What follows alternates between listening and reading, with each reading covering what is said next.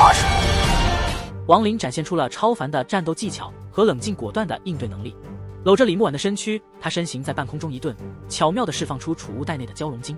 右手挥动，龙筋迅速伸展，末端迎风摆动，瞬间捆住了大头修士的无头尸体。随后龙筋分为2只，分别缠绕着朴林的尸身。紧握着龙筋的王林运用神识一扫，逃窜的众人的方位清晰无疑。心底闪过一丝讥讽，他迅速追向东北方，飞在半空中，手中牢牢握住龙筋，身后2具结丹期修士的尸体如影随形，被龙筋牢牢捆绑，跟随在他身后。而昆桑则在心底感到一阵惊慌，刚刚那一瞬间的感觉，仿佛是一双大手在扰乱他的识海，令他感到如履薄冰。特别是朴林的离奇死亡，更加让他心惊胆战。此刻悔意涌上心头，为了争夺一个丹炉，已有2人丧命，这让他懊悔不已。昆桑急忙打开储物袋，取出数枚丹药，毫不犹豫地吞下。灵力涌动后，他咬破舌尖，喷出血雾，双手迅速在雾中划出数道灵诀，身体在灵诀的催化下飞速枯萎，速度更是倍增，留下一道残影在原地。他的身体迅速冲出百里之外。然而王林面带冷笑，身形如流星般穿越长空，眼中闪过寒芒，张口吐出一道金光，金光一闪即逝，瞬间出现在百里之外，将昆桑紧锁在目标中。这一幕展现出了王林的出色追击能力和精准打击技巧，让整个战局更加扑朔迷离。在昆桑惊慌飞行的一刹那，一道金光突然穿透他的胸口，金丹飞出，他的身体无声的坠落，眼前逐渐变黑。他临死前疑惑不解，为何猎物变成了猎人？王林的龙筋立即甩出一道金色细线，捆住昆桑的尸体，如孔雀尾羽般在空中舞动。3具结丹期尸体成为一幅意象，仿佛是被龙筋拽成的成品字，而王林则如孔雀的头冠，统领着这血腥的画面。面色阴沉的他扔掉手中的金丹，转身追击下一个目标。李木婉看着这一幕，即便早有心理准备，心中依然掀起惊涛骇浪。王林的强大深深地刻在他心底。斗邪派长老陈海，原本尊崇享受的人物，此刻却如丧家之犬，仓皇逃命。他深知自己速度不及，于是匆匆逃到一处，用法术挖坑埋藏身体。此前筑基期时多次用此法逃生，但此刻他心底苦笑，久违的保命之术再度被使用。然而陈海的苦笑很快凝固在脸上，红色闪电般的电芒从瞳孔内迸发，鲜血不止从七窍流出，金线自泥土中钻入，捆住他的尸体，掀起泥土将他拽了出来。龙筋末端一分为4，除了一个失去头颅的，其余3具结丹期尸体都比眼间鲜血淋漓，令人毛骨悚然。王林杀机凛然，9具尸体如恶鬼般跟随在他身后。最后一名大长老乾坤逃跑的心凉至极，尤其看到王林身后9具被龙筋捆着的尸体，头皮发麻。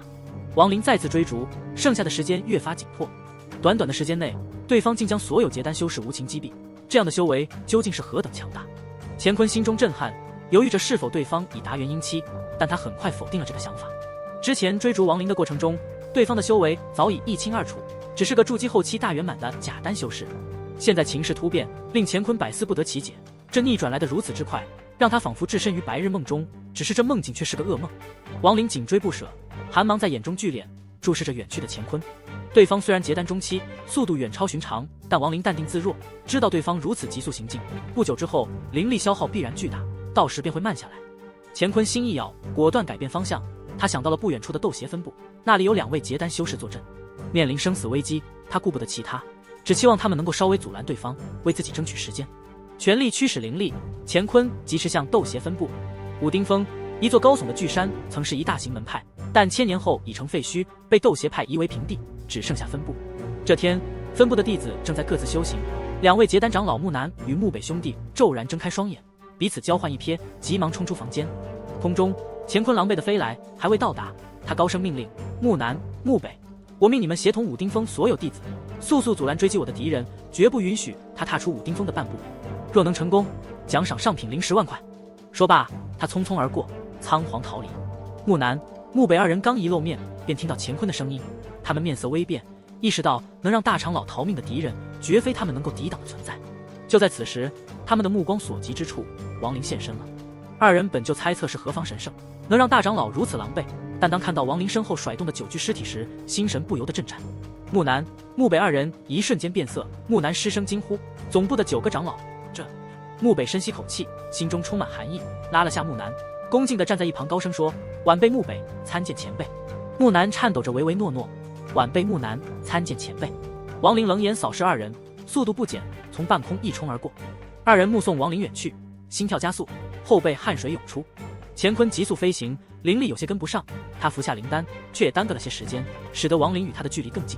他看着亡灵追得越来越近，心中惨笑一声，拿出红色令牌，上面写着深红的珠字。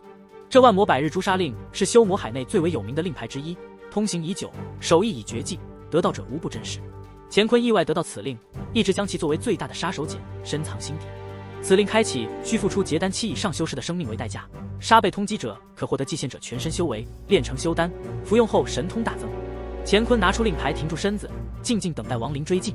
他提醒亡灵站住，你认得这令牌吗？我已祭炼，灵魂融入其中，若你杀我，必将被诛杀令通缉。今日之事过错在我方，但你也已杀了9人，何必赶尽杀绝？你若放过我，我可为你引荐，让你成为斗邪派大长老，你考虑一下吧。亡灵停下身子，冷冷地盯着乾坤手中的令牌。李木婉看到令牌后，神情变化，低声道：“这是百日追杀令，修魔海内怎么会有这等法宝？我只是在古籍上看过一些介绍。”李木婉简明扼要地介绍了一下诛杀令的利弊，对这令牌颇为忌惮。乾坤为了确保亡灵认识这令牌，轻松了一口气。乾坤提出了和解的建议，担心亡灵不肯相信，李木婉却以将令牌详细介绍。乾坤松了口气，试图说服亡灵：“道友，你看我的提议如何？不要一意孤行。若真杀了我，你被诛杀令通缉，麻烦不断，他也会受到影响，何必呢？”亡灵却不理会，专注地询问李木婉。亡灵的一字一句刺破空气：“你确定？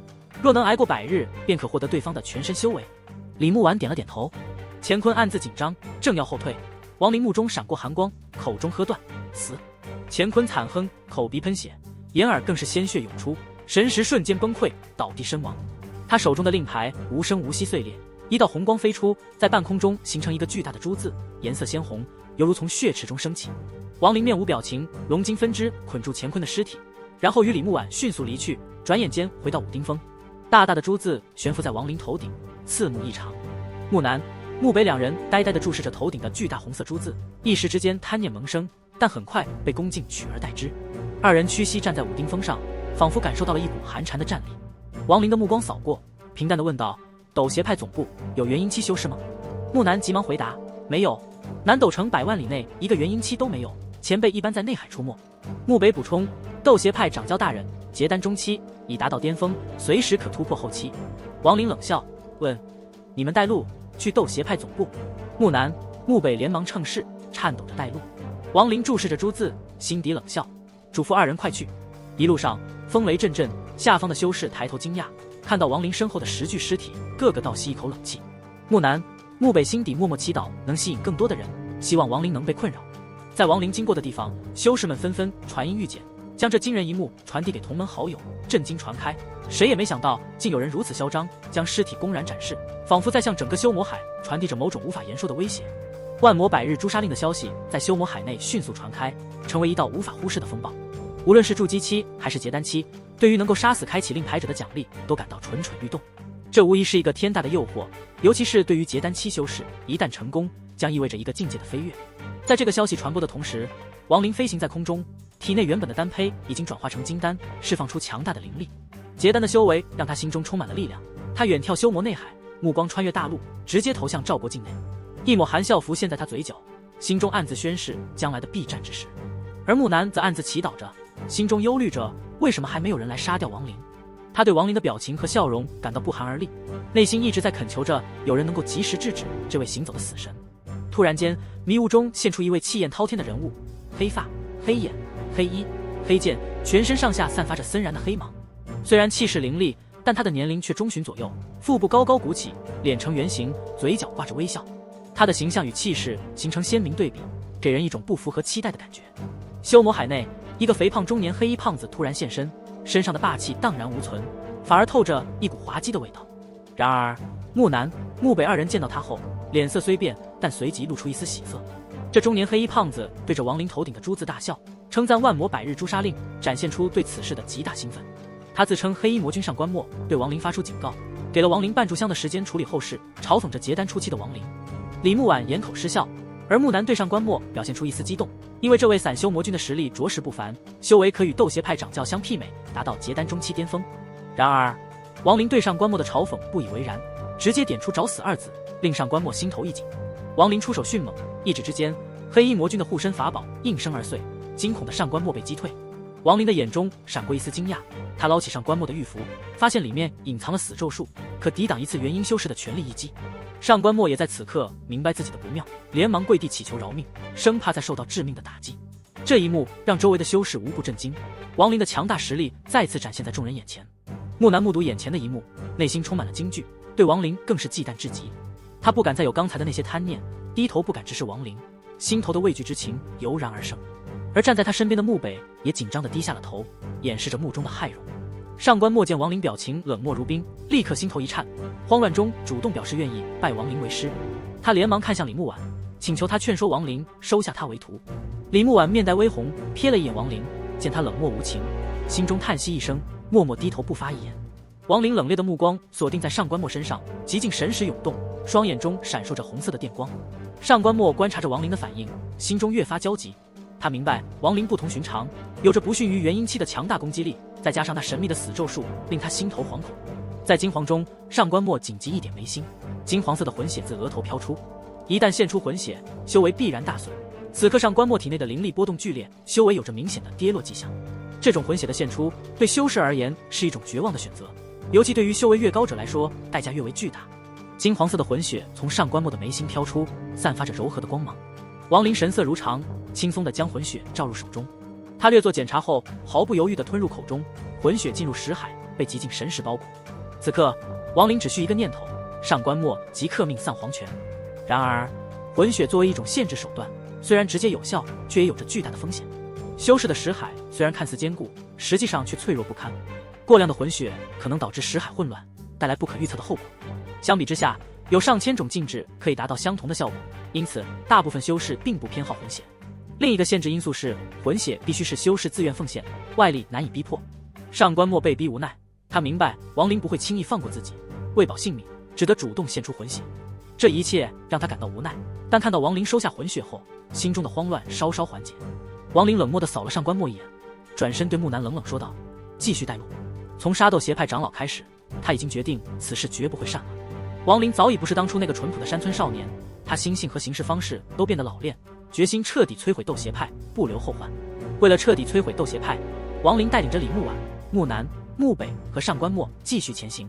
他心怀坚定的决心，只有将斗邪派满门灭绝，才能永久杜绝后患。身子一晃，引力术化为两只大手，紧紧抓住木南和木北，猛力朝前方抛出。木南和木北虽面色苍白，但却不敢有怨言，稳住身形，默默地在前方引路。上官墨则紧随其后，擦去额头的冷汗，心中苦涩。他深知自己已经不敢招惹王林，生怕再度引起对方的杀机。上官墨暗自揣摩，死咒术，他一定是使用了死咒术。能修炼这种邪恶功法的人，定然非同寻常。他不时偷眼观察着王林，生怕再次招致对方的杀意。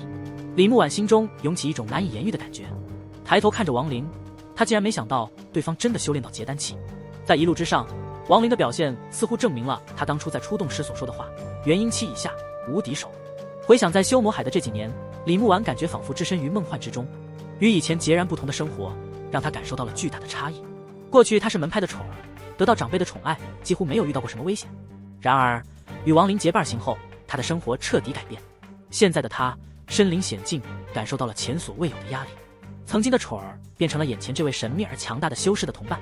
或许这一切都是命运的安排，让他深刻体会到修行的严峻与残酷。王林众人在飞行途中，几乎每经过一段距离就会遇到一批修士，由于数量众多，导致飞行速度略有下降。王林内心不耐，察觉修士们眼中的贪婪之色，杀意渐起。在后方更有一群修士远远跟随，目光狡黠，显然心怀不轨。木南和木北虽为结丹修士，但在一路上遇到的修士中，有高深修为的比比皆是，甚至一些传闻中的老修士也纷纷现身，远远的尾随而来。这让两人心头发毛，就连上官墨也感到心神不安。他们都明白，再这样下去，很可能会引起百万里外修士的关注，到10元婴期修士是否会前来，无法预测。内心焦急的上官墨暗自期待着煞星的出手，认为只有以更狠毒的方式震慑，才能阻止这一现象，否则人潮越聚越多，将会带来麻烦。四周修士密密麻麻，让李木婉有些害怕，但看了一眼王林后，他稍感安心。王林眼中寒芒逐渐浓重，最终停下了脚步。他环顾四周，嘴角勾起一丝阴寒的笑容，声音冷如寒风传遍四周：3息内仍留在此地者，死。说罢，他闭上双眼，过了1息后，红色闪电在眼中闪现。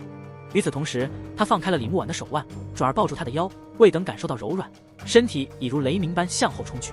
极尽神识猛然展开，一道金光从口中喷出，刹那间消失无踪。这是亡灵首次展开大范围的殊死搏杀。极尽神识覆盖的范围内，对于筑基期修士而言，如同置身死地。亡灵面色冷漠，双眼透出无情之光。在他的杀戮之下，筑基期修士纷纷惨死，一片惨叫声中余音回荡，使得场面更显骇人。绝大部分修士面露无法遏制的惊骇，纷纷退后。尽管一些修士全身灵气涌动，迅速逃离，但他们的逃遁往往只是徒劳。几步之后，金光一闪间，头颅爆裂，鲜血飞溅。亡灵冷酷的面容未有半分松动，他的每一击都让修士七窍流血，痛苦嚎叫着丧生。每一具尸体落下，身后的龙筋甩出分支，将尸骸捆绑拉扯回来。亡灵的速度不减，身影更是迅疾。他专攻结丹期修士，对于那些筑基期修士不过是受到波及罢了。此刻围绕在亡灵周围的修士内心已无贪婪，仅余深深的恐惧。头顶的血红色珠子每杀一人色泽变浓，最终进入夜幕中的灯火显得更加骇人。珠子的颜色仿佛要滴下鲜血一般，而那些逃离的修士一个个心生胆战。亡灵的攻击如同隐匿的杀手，无声无息的金光一现，必定伴随一人死亡。即便逃得很远，也在水晶飞剑的攻击下死伤大半，更别说死在亡灵极境之下的修士们。亡灵身后的龙筋捆绑的尸体已超过1000具，横行如尸骸披风，系在亡灵的身后。在千里之外的迷雾中，7、8个面容苍老的魔修静默不语，眉头紧锁，目光紧盯着亡灵，眼中的忌惮之色逐渐加深。